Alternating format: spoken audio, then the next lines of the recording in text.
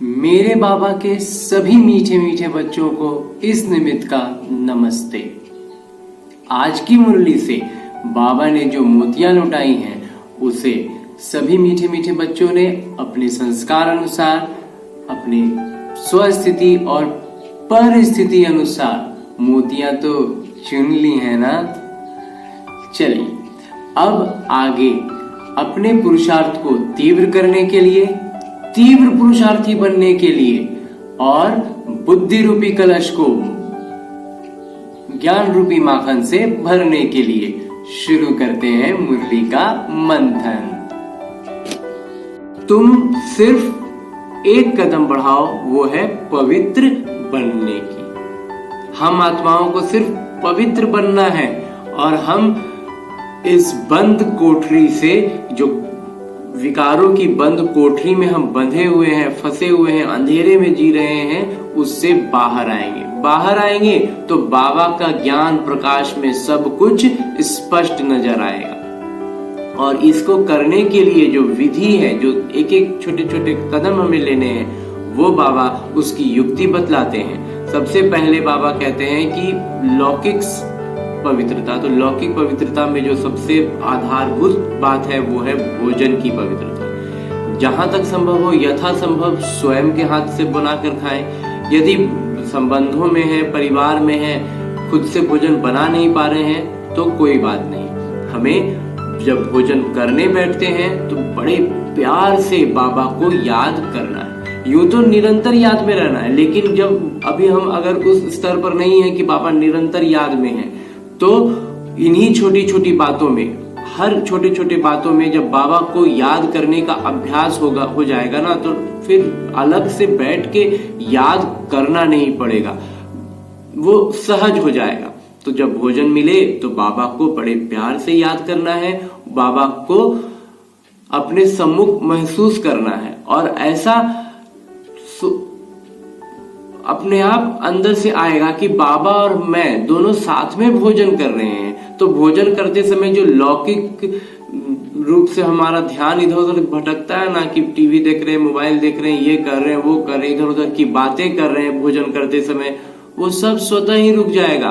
क्योंकि बाबा सम्मुख बैठ के खा रहे हैं तो मैं और बाबा इतनी खुशी में रहेंगे, इतनी खुशी में रहेंगे कि फिर लौकिक सारे जो इधर उधर ध्यान भटकना जिसको कहते हैं, वो स्वतः ही समाप्त हो जाएगा। उसके बाद बाबा कहते हैं कि जो प्रमुख बात है वो है खुद भी याद में रहना है और यथासंभव दूसरों को भी याद पढ़ाते रहना है। तो जब दूसरों को भी याद पढ़ाएंगे ना, तो उनको स्वाभाविक रूप से, वो वास्तव में ये स्वभाव नहीं है, लेकिन हम ये बोलचाल की भाषा में कहते हैं कि नेचुरली उनको गुस्सा आ जाएगा कि तुम ज्यादा बोलते रहता, तुम हमेशा टोकते रहता है। हम ठीक है, हमको मालूम है, लेकिन हमें वहां वैसी स्थिति में हमें युक्ति युक्त होकर के और बहुत ही सहजता से, सरलता से, बहुत ही मीठे बनकर इन बातों का दूसरी आत्मा को बोलना है। क्यों? क्योंकि हमें इस बात को बुद्धि में रखना है कि उनके विचारों पर भी विकार ने कब्जा किया हुआ है। तो जो वो क्रोध में आ रहे हैं ना, वो क्रोध भी उनका विकार का ही एक रूप है। तो विकार ने क्या कर रखा है? इधर उधर की बातों में उलझा रखा है। इसकी निंदा, उसकी किसी की स्तुति भी कर रहे हैं, प्रशंसा भी कर रहे हैं, लेकिन बाबा कहते हैं कि किसी भी देहधारी से किसी भी तरह का आसक्ति, जुड़ाव नहीं रखना है।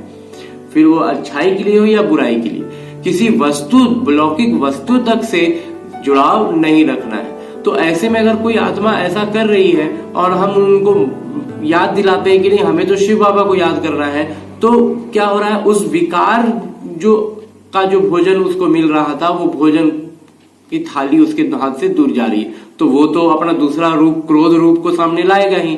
तो उसी निमित्त में वो क्रोध में आ जाते हैं। हमें लगता है कि वो सामने वाला जो आत्मा, जो बंदा है, वो जो आदमी है, उसको गुस्सा आ रहा है। वास्तव में उसको गुस्सा नहीं आ रहा होता है। उस बात को हमें समझना है बहुत ही सूक्ष्म स्तर पर कि वो विकार को भोजन दे रहा था। अब हमने उसके भोजन को रोक दिया, तो उसने जल्दी से क्रोध रूप को सामने किया कि ये जो दूसरी आत्मा आकर के आत्मिक स्थिति को उल्टा कर रही है, बाबा की याद दिला रही है, उसको हटाओ तो मुझ विकार को और अधिक भोजन मिले। इस तरह से सोचने से हम किन्हीं भी आत्मा के बारे में फिर बुरा सोचने का हमें समय लगाएंगे नहीं, क्योंकि जब बाबा कहते हैं ऐसा जब हम करते रहते हैं ना, तो इससे बहुत सारी नुकसान होते हैं, बहुत कुछ नुकसान होता है, जिसमें प्रमुख सबसे प्रमुख जो चीज है वो है समय। हम अपना समय उसमें गंवा देते हैं। दूसरी जो नुकसान होता है वो है आत्मिक स्थिति। हम दूसरी आत्मा, दूसरी वस्तु के बारे में जितनी देर जो भी बातें करते हैं वो सब के सब बेकार हो जाती हैं। समय तो चला ही गया, दूसरा जो जाता है वो है हमारी आत्मिक स्थिति। हमारी आत्मिक स्थिति नीचे आ जाती है। तो इन बातों को ध्यान में रखना है। झुरमुई झुरमुई होकर के हम बहुत कुछ गवा देते हैं।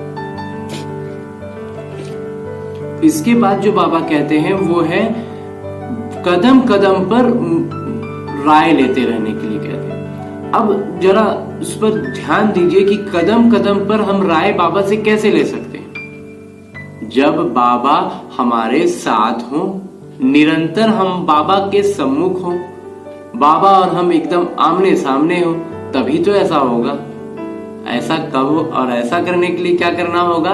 बाबा की याद में, बाबा के प्यार में एकदम डूबे रहना है। जो बाबा कई बार कहते भी हैं कि नशे में रहो, रूहानी नशे में रहो। तो रूहानी नशे में रहेंगे, बाबा की याद में इतने सहज रूप से रहेंगे कि फिर कोई भी परिस्थिति आई, कोई भी बात आई तो बाबा से सीधे बात करेंगे कि बाबा ऐसा ऐसा है तो क्या करें, ऐसा ऐसा है तो क्या करें। हमें फिर एकदम एक कोई जगह चाहिए, वहां हम बिल्कुल बैठ करके ये योग भट्टी में जाएंगे। और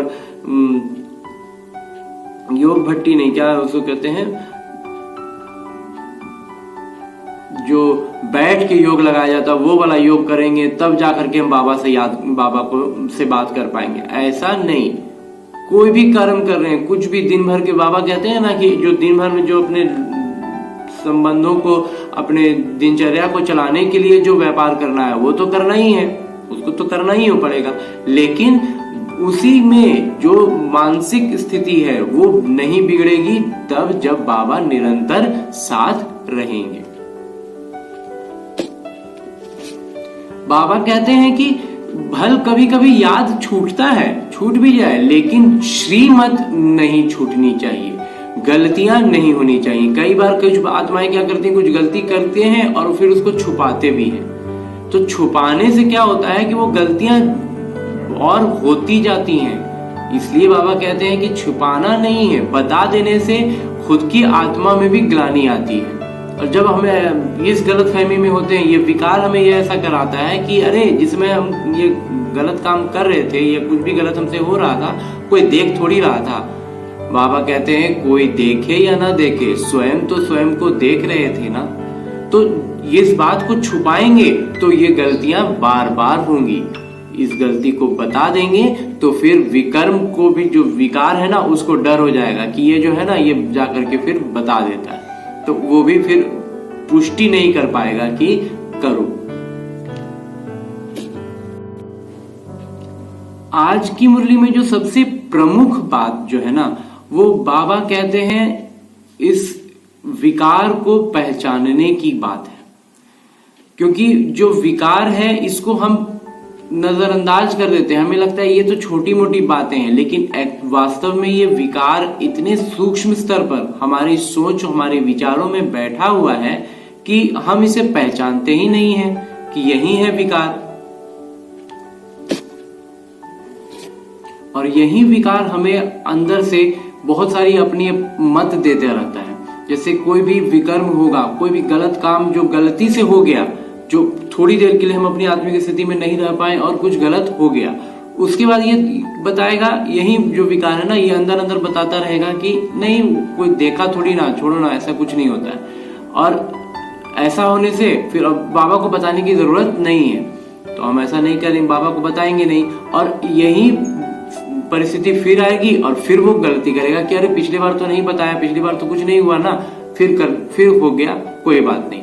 कोई बात नहीं, ये कोई बात नहीं करता जाएगा और हमसे गलतियां करवाता जाएगा और हमारे विकर्म बढ़ते जाएंगे। ये बहुत सूक्ष्म स्तर पर सोचने की बात है। ऐसा करने से हमारी आदत पक्की हो जाती है। इसीलिए फिर इधर उधर की जो और भी पाप हैं वो तो होते ही रहते हैं। दूसरी जो बाबा कहते हैं कि पवित्र बनने की, पवित्र बनने में भी बाबा कहते हैं कि भल युगल हो तो इकट्ठे रहो, लेकिन देखो कि कहीं पाप अग्नि तो नहीं जल रही, क्योंकि एक बार अगर जली तो वो बार बार जलेगी। ये जो विकार है ना, इसका पेट भरता ही नहीं है। इसको जितना भी देते जाएं, ये कभी नहीं बोलेगा कि हाँ अब हो गया। वो हमारी, जब हमसे कुछ बड़ा गलत हो जाता है ना, तो हमारी आत्मिक स्थिति को धक्का लगता है, तो हम सजग थोड़े होते हैं, नहीं हमसे ये गलत हो गया, अब हम दोबारा नहीं करेंगे। लेकिन ये जो विकार है ना, ये धीरे धीरे चुपके मन को, विचारों को भरता रहता है कि अरे कहाँ कुछ हुआ था, कुछ तो नहीं हुआ, ऐसा तो होते रहता है, कोई बड़ा बात नहीं है, सब तो कर रहे हैं। और इस तरह की बातें हमारे दिमाग में चलाते फिर कुछ वैसी परिस्थिति आएगी, फिर हमसे वो विकर्म हो जाएगा, क्योंकि उस समय हम फिर अपनी आत्मिक स्थिति से दूर हो चुके रहेंगे। क्योंकि ये जो विकार है, ये अंदर बैठ के उल्टी मत देता रहता है, उल्टी बातें बतलाते रहता है धीरे, और हम विकर्म पर विकर्म करते चले जाते हैं। इसके बाद जो बाबा कहते हैं कि जो शिव बाबा हैं वो हमारे स्तंभ हैं, जो आत्मिक नहीं, ये क्या बोले, रूहानी याद की जो दौड़ लगानी है, रेस लगानी है, तो इस रेस में फिनिशिंग पॉइंट है शिव बाबा, अंतिम बिंदु जहां पर हमें पहुंचना है। तो बाबा कहते हैं जो जितना तीव्र याद करेगा, जितना जल्दी याद, निरंतर याद में रहेगा, उसकी गति बढ़ती जाएगी और वो जल्दी से जल्दी शिव बाबा के पास पहुंच जाएगा। और अंत में बाबा आज वरदान देते हुए कह रहे हैं कि जो दृढ़ संकल्पित रहेंगे, उनके संकल्प में कभी भी हिल डोल नहीं होगा। वो कभी भी एक बार सोच लिए तो फिर ये नहीं कि कैसे होगा, बाबा कहते हैं ये ऐसे सोचना है कि ये तो ऐसे होगा। बाबा की राय लेनी है और करना है। तो वैसे जो बच्चे होंगे, वैसे जो आत्माएं होंगी, वो सफलता को सहज अनुभव करेंगे और वो निश्चित विजयी भव होने के लिए बाबा वरदान देते हैं। अच्छा, मुरली मंथन से इस निमित्त द्वारा ये था थोड़ा सा माखन। ओम शांति। मेरे बाबा के सभी मीठे मीठे बच्चे उठते बैठते चलते फिरते काम करते सोते जागते करते रहे मुरली का मंथन। बढ़ेगा बुद्धि रूपी कलश में ज्ञान रूपी माखन। छटेंगे विकार, होगा विकास, बढ़ेगा पुरुषार्थ, होंगे कई निज अनुभव, सहज होगी बाबा की याद, रहेगा अगली मुरली का इंतजार। तब तक सदा है सर्वदा है मेरे बाबा का प्यार। ओम शांति।